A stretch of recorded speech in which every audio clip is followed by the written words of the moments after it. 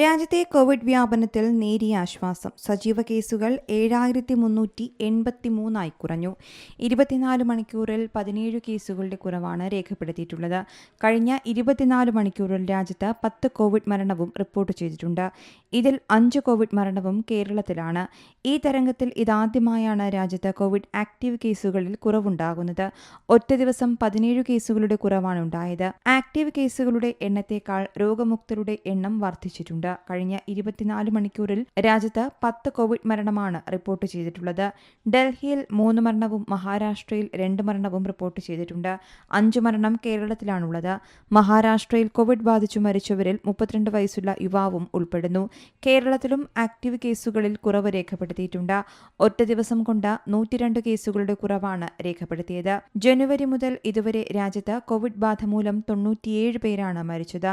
രോഗതീവ്രത കുറവായതിനാൽ ആശങ്കപ്പെടേണ്ടതില്ല എന്നാണ് ആരോഗ്യ മന്ത്രാലയത്തിന്റെ വിലയിരുത്തൽ. News desk Zee Malayalam news. ഏറ്റവും പുതിയ വാർത്തകളും വിശേഷങ്ങളും വിരൽ തുമ്പിലറിയാൻ സീ മലയാളം ന്യൂസ് എല്ലാ ഡിജിറ്റൽ പ്ലാറ്റ്ഫോമുകളിലും ലഭ്യം.